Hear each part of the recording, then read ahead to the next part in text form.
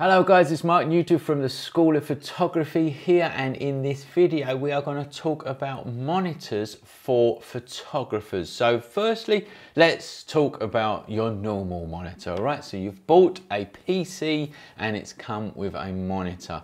Now, in general, that monitor's not going to be good enough if it's one of them cheap normal ones that come with your computer.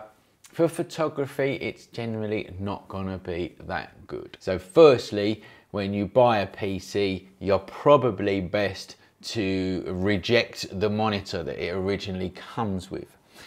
Then you've got more kind of budget photography monitors. And when you're buying one of them, really all you need to do is make sure that it has what's called IPS technology.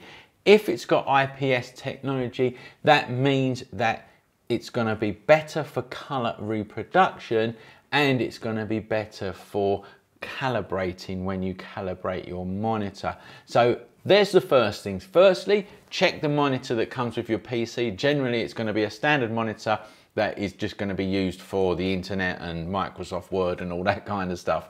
You need a photography monitor, and just as a base level, you're going to need one with IPS technology. And there are loads of budget monitors out there that you can buy. I'm sure you're aware there is loads of them. Now, if you want to take photography a bit more seriously, or in particular your printing or editing of photography more seriously, then this is what I recommend. A 4K monitor with what's called a wider color gamut. Now, I've got one here.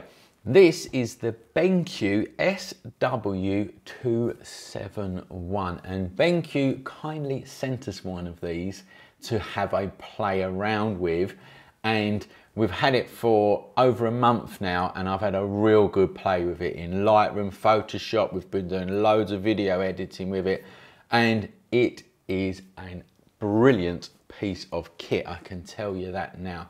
Now, why is a monitor like this good for photographers? Well, firstly, this is a 4K monitor rather than a standard HD monitor. And basically what that means is that you can zoom into pictures more and see them more clearly. And obviously, when you are editing or retouching pictures or just looking at fine detail in your pictures, the more that you can see, the better. So firstly, this is 4K and that really helps you out. But the other thing with a monitor like this is that it works in a wider color gamut, right? Then what that actually means is it can show you more colors. This works in the color space Adobe RGB. Most monitors work in what's called standard RGB. Now, just in layman's terms, this monitor projects to you, to your eyes, approximately 30% more color. And that's generally in the greens and blues that you're going to get more color. So landscape photographers, pay attention. Now, what does that mean in real life? Well, if you're working for screen, right? If you're working for internet or for phone or tablet kind of images, it's not really going to make much difference to you because they all work in standard RGB anyway. So in effect, what you produce here will be exported as standard RGB and it will be seen the same anyway in all of their monitors. But when it comes to printing, that is where a monitor with a higher color gamut really works for you. Your colors will be more accurate and more vivid when it comes to printing because you are using a monitor with a wider color gamut. Now, there's lots more to that actually, the way that you work in Photoshop or Lightroom, the way that you export pictures for the internet, for print and all that kind of stuff. But in general, the difference between this monitor here, which is a specific photographer's monitor, and a normal monitor is, firstly, it's 4K. You can zoom in and see things more clearer, and it's going to project to you more colors, and obviously that is a good thing when it comes to editing images and printing images. A couple of other really cool things with this monitor is it comes with this hood here, which is a great thing to have on a monitor because it stops the glare from all of these lights on your screen. Again, that really helps when you're viewing images. It comes with this thing here, which is called a Hotkey Puck. And with that, you can flick between color spaces on your screen very, very quickly. And I'm going to demonstrate that to you right now. So I'm in Lightroom and I am currently working in the color space Adobe RGB, which is the wider color gamut. And here's a picture here, and I just want to show you what happens when you then open this picture up in Windows Image Viewer, right? Let's just open up Windows Image Viewer. And here is the image. Now, there's obviously a lot more to this than what I'm going to briefly tell you now, but I've exported this image here as a standard RGB JPEG. And if you then compare the two, so here obviously is the Lightroom version, and here is the Windows Image Viewer version, the colors are different, right? Now, that is a Windows thing. It's not a monitor thing, it's not a Lightroom thing, it's an actual Windows thing. So like Windows Image Viewer just has trouble showing you stuff correctly. All right, now just a quick tip here. If you want to view the picture, if you have got one of these monitors, and it's actually not just this monitor actually, it's monitors that have a wider color gamut, don't view the pictures in Windows Image Viewer, just view them in a browser and you'll see that they're exactly the same. But I'm just trying to demonstrate what this Hotkey Puck does. So here we are now, we've got these two pictures and we're currently in Adobe RGB. With this little thing here, it's really cool because you can flick between color spaces really quickly. So if I hit the number 2 button here, I've now just changed the monitor to standard RGB. So now I'm viewing a monitor as if, you know, it was a normal monitor. And if I flick 1 again, it goes back to Adobe RGB, which is the color space that you want to work in when you're working in Lightroom. So that's just a cool little tool to have there so you can flick between color spaces as you work. You can also have a black and white color space if you want to work in that, if you do a lot of black and white stuff.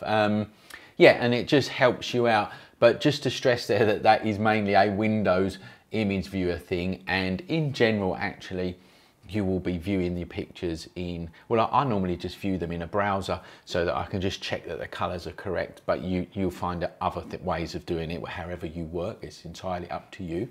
Another great thing about this monitor is that you can use it portrait if you want to. You can spin it upwards and view your pictures and do your editing portraits. It's got lots of ports in it for you to plug stuff into. You've got 2 USB 3 ports in it. You've got an SD card slot into it as well.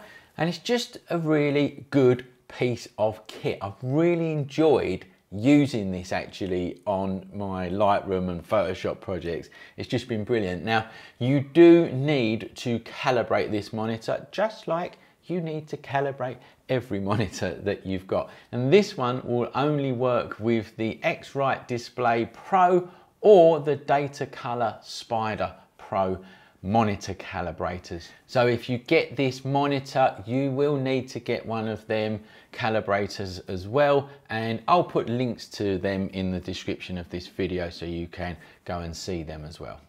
So we've spoke about all of the pros there of this monitor. What about some of the cons? And there is a couple. Let's talk about them. The first one is it's a bulky piece of kit, right? It's not like a normal monitor that you may well be used to, where it's nice and light and thin. You know, this one is heavy and it's bulky, and that's because of obviously all the technology in it. So just be aware of that before you buy this. It's going to take up probably a bit more space than your last one. It comes with its own monitor calibrating software.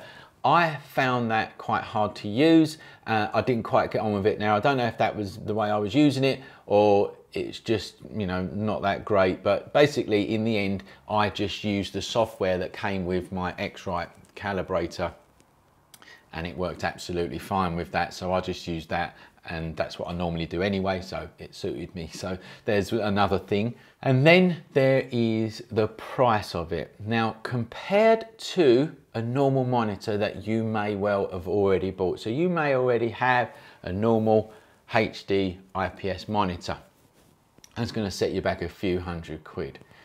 This one is a lot more expensive than that. This one is probably going to be just as expensive as the computer that you've bought, or maybe even more expensive than the computer that you've bought. There's no point me telling you the exact cost of this monitor right at this minute in time because it fluctuates, but it's round about £1,000, and all the links to this monitor and that will be in the description of this video as well. So you can click on it and you can see, you know, exactly how much it is when you click on that link. And that could be a bit out of some people's budget, and I do understand that it is an expensive piece of kit, but believe me, it is brilliant to work on when you're doing your editing or printing or sending stuff off to print, whatever you're doing. I mean, you know, it's amazing in comparison to a normal HD monitor. This is just leaps and bounds in front, and that's all I can really say about it. So if you're serious about photography, especially if you sell prints or you have clients and they're coming to look at the work, you know, you want them to see on screen exactly what they're going to get in the post when you send them their prints. So it's, you know, you've got to weigh it up really. And what I always say to people, my students and anyone that asks, is if you're earning money from photography, then it would be a real good investment. If you're rich and you've got loads of money, then obviously grab one as well. If you are on a budget, then obviously you're going to have to think about it because it is an expensive piece of kit. Okay, that's my overview for monitors for photographers. Again, thanks to BenQ for sending us this monitor. It's been great to have a play with. All the links to the products that I've mentioned in this video will be in the description of this video, so you can go and check all of this stuff out for yourself. I really do hope that it's helped you out. If it has, share it with your friends, like this video. I'm gonna do lots more videos on monitor calibration and, you know, exporting in standard RGB, working in Adobe RGB and Adobe Pro RGB. There's loads and loads of complicated stuff when it comes to color spaces and calibration and all of that stuff. I do understand, and I will be making more videos on it, so keep it tuned. And yeah, that's it. I hope you've enjoyed it. I hope to see you in the next video.